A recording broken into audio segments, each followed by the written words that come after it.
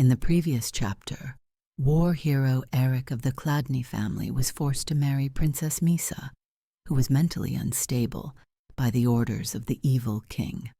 On their wedding night, Princess Misa was tied to the bed when Eric entered the room and began removing his clothes.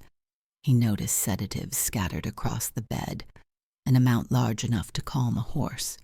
He became furious, realizing the maids, sent by the king, had drugged the princess, who was already on the verge of starvation.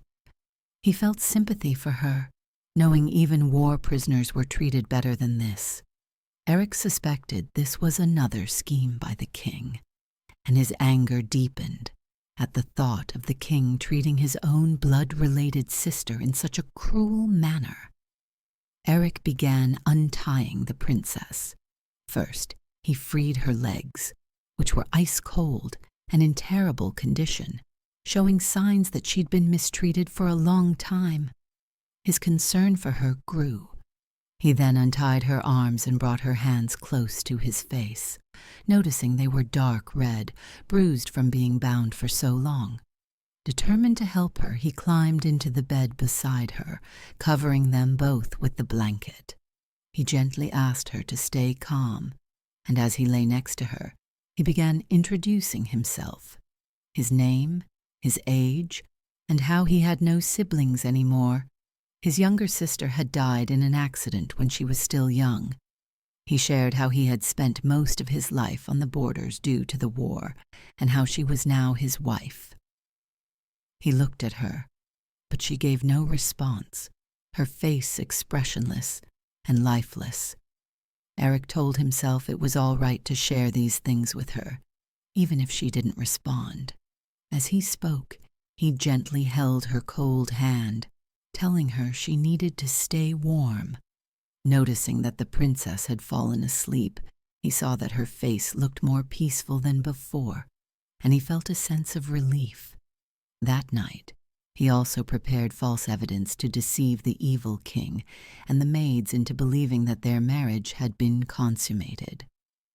The next day, Eric showed the maids the blanket, which seemed to confirm the union between him and Princess Misa. The maids, still suspicious, insisted on having it confirmed by the priest. They started to move towards the room, but Eric stopped them, telling them they had to wait because the princess was still asleep. They obeyed and left, and Eric watched as they disappeared from view. When he returned to the room, he found Princess Misa chewing on his clothes.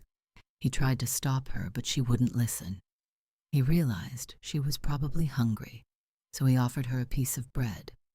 Princess Misa noticed the food in Eric's hand and reached for it.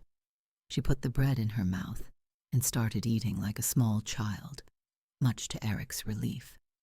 This time she didn't react as before and seemed to trust him. Later, Eric took Misa to meet his father and mother. Margrave, his father, welcomed them with a smile, though inside he was clearly unhappy with the situation. As they spoke, Misa suddenly started acting strangely, trying to climb a bare statue. Everyone panicked, but Eric quickly caught her in his arms. The Margrave was furious, but decided to ignore it. When the maids tried to take the princess from him, Eric refused, instead asking the butler to provide everything the princess needed. Eric's mother silently observed them as they left. At dinner, Eric told the maids he would feed the princess himself, but they refused to leave. Suspicious of their intentions, Eric asked if there was anything the princess disliked. The maids replied that she would eat anything. As Eric began feeding her, Miesa started chewing but suddenly stopped, spat the food onto Eric's face, and began throwing the rest around. The maids laughed quietly as chaos unfolded. The Margrave remained silent, though clearly furious, and secretly communicated with his wife in sign language, asking if they could get rid of her.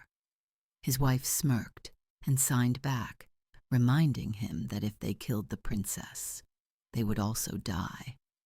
Eric witnessed their silent exchange but said nothing, In the kingdom of Esquilere, three noble families known as the Three Pillars hold immense power.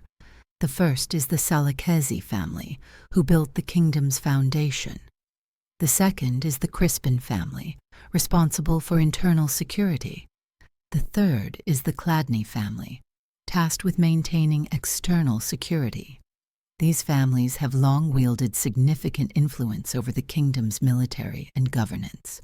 The late king had 3 queens, each from one of these families. The first prince was born from the first queen, the daughter of the Duke of Salakezi. That prince is none other than the tyrant King Mermalik II, brother of the ill Princess Miesa. King Mermalik II ruled with tyranny, neglecting his duties while pretending to restore order. He personally exterminated the Salakezi family and suppressed the other 2. Discontent with the king's rule, the Crispin and Chladni families secretly joined forces, betrothing their heirs in a bid to instigate rebellion after the war ended. However, their plan failed.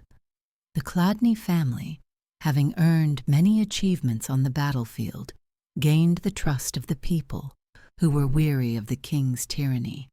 Mermalik, informed of their plans by his spies, set in motion his own scheme, arranging Eric's marriage to Princess Misa.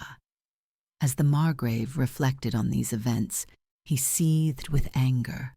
He wanted to rid himself of the princess so he could achieve his ambitions. After the chaos Miesa caused at dinner, the Margrave vented his frustration to his wife, complaining that Miesa, despite being a princess, had no manners. His wife responded with sympathy, reminding him that Misa had been fine until witnessing her parents' murder. Though she pitied Misa, the Margrave refused to feel any compassion. The Margrave told Eric that their advisors believed Amberic should be used in Eric's place, as the Crispin family desired control over the Chladni heir. Eric's position, already threatened by the princess, was becoming precarious. Eric asked if Grand Duke Hegel was still hesitating. The Margrave replied that Hegel had grown weak-hearted, his mind dulled after suffering a grave injury that left him paralyzed. As the king's cousin and the last living royal besides Miesa, Hegel had once been essential to legitimizing any rebellion. However, his accident left him unable to produce heirs, and he now lived in seclusion. Furious, the Margrave stormed out of the dining hall.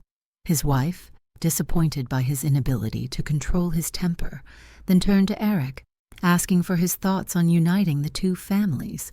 Eric calmly explained that such a union was unrealistic from the start, since the king already knew of their plans. Further marriage would only draw more attention. Additionally, with no clear successor to the throne, it would take years to convince the other nobles, and in the meantime, the Marquis' daughter could not remain unmarried. His mother agreed, sharing her disappointment in the Margrave's lack of understanding of the situation. They decided to remain patient and observe. Before leaving, Eric's mother warned him not to develop feelings for Princess Misa. Shocked, Eric asked why. His mother explained that if Miesa couldn't return his affection, it would be better not to give it at all. As Eric walked through the hallway, he wondered if his mother also wanted to get rid of Miesa. Upon approaching his room, he overheard maids inside, scolding and mocking the princess while insulting his family. He entered the room and calmly dismissed the maids, though he had heard everything. Knowing they were sent by the king, he chose not to confront them, and they left in frustration. Eric sat beside Misa and began explaining the mansion, asking if she was happy. Noticing that her clothes resembled those of a prisoner, he grew more concerned for her well-being. For the first time, Misa turned to face Eric, and their eyes met. She seemed to try to say something, but instead spat at him. Rather than becoming angry, Eric remained calm and explained that spitting on others was wrong. He told her to rest and left to clean his face. As she watched him leave, she seemed to regret what she had done. That night, while both lay in bed, Miesa remained awake, watching Eric as he slept.